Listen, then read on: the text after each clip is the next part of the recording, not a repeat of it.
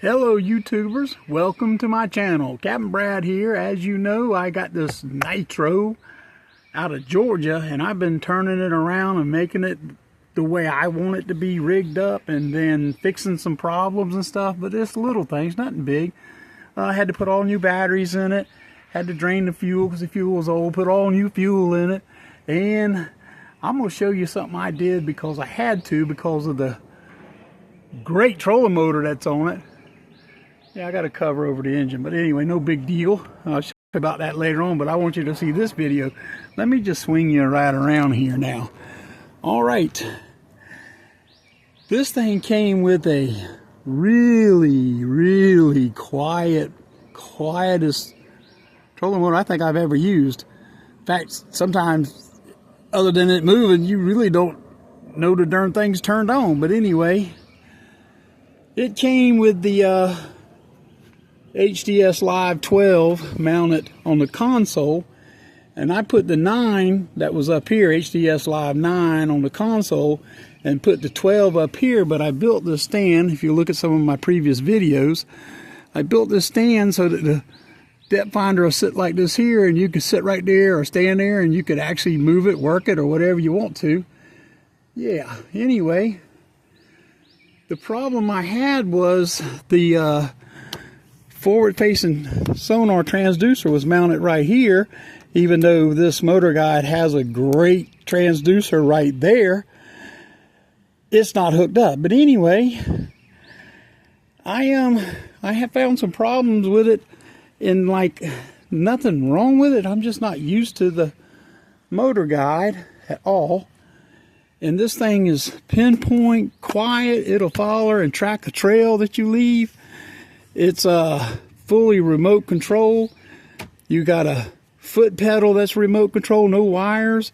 I had to buy a brand new one of them. It came with a remote control that would hang on your pocket or hang around your neck. But this thing is, it's an amazing trolling motor. But I'm used to like Minn Kota 4 tracks, I guess, or something like that. I'm not used to one of these. I do have something like this in Minn Kota on pontoon boats. I've installed a lot of them because really and truly you're just backing up and pulling poles to catch some catfish, or you're just hitting spot lock over a brush pile to catch some panfish. But anyway, this is great for that, but it is, to me, it's not the right trolling motor for this boat. Don't get me wrong, it does all you need it to do. I'm just not used to doing all that and fishing and moving around trees and all and stuff like that, crazy stuff. But anyway, with the forward-facing sonar mounted here on the trolling motor, every time I would get on some stumps or a little bit of structure and find some fish that's following my bait and stuff, wind or current would move me, and next thing I know, I had to hit the trolling motor. Next thing I know, I'm off of it. Next thing I got to hunt it down and find it again. So I decided to build me my own forward-facing sonar pole. Now, you know me, I don't like to buy a lot of stuff. I go and use all my extras that I have been collecting over the years. And yep, this here was a ram mount that actually goes to a trolling motor. So if these longer shaft trolling motors don't bounce, you could lock it on. So I took it. This here is actually a shaft out of a trolling motor that had to be replaced, motor, probably shaft and everything. And I kept the shaft. And then of course this here, well, the other day I was using the net, brand new net. And by God, I was not trying to get a fish in. I was trying to get a lure that was hung on a stump, and it broke. Yeah, right there. The net's good, but the handle broke. Anyway, I said, hey, look here. I had this joint, which is adjustable, and it actually fit right in there. So I drilled a hole and bolted it up. There's my handle to move the thing. And I don't know if I can hold this for y'all and show you. Now, if I'm sitting there and I get trolling motor anchored on a spot and I'm fishing some fish, guess what? That trolling motor moves any. my forward facing sonar stays the same way. How about that? Now, if I need to move from spot to spot, I've got this system on my depth finder where it lays down like this.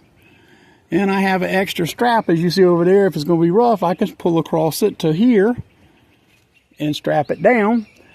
And if I got it up and it's rough, I got straps here where I can strap it to keep it up while I'm fishing rough water.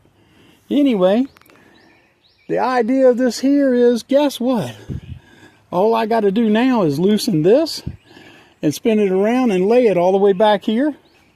It does go up and down. This is a stop, so you can go higher or lower with it. With this stop, it's come off of a trolling motor shaft. Trolling motor I took all apart. Yep. And just this is forward facing.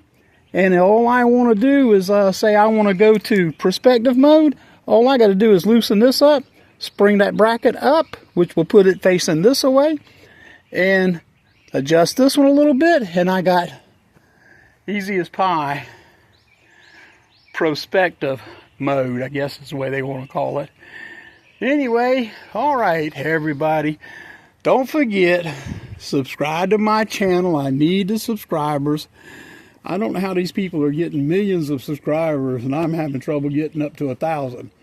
And I've been doing this here stuff for 15 years. But anyway, I want to let everybody know that I am looking for a 21, 22 foot champion, something like that. So this boat and motor is for sale.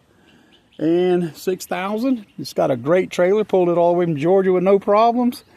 No bearing problems, no nothing. It's got new tires all the way around on it. It's got a brand new spare, new winch strap, new front mount pulleys.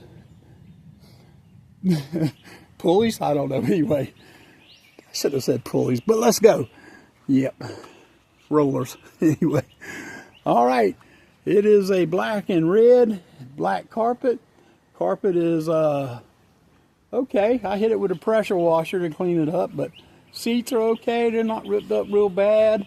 It does show some sign of its age, but the boat is solid as a rock. It is fast with a 5-bladed prop, 200 horse Mercury. Put a new seat pedal in. I got a video I showed you of that. I put new RPM and up and down trim, and I put a jacking plate on it.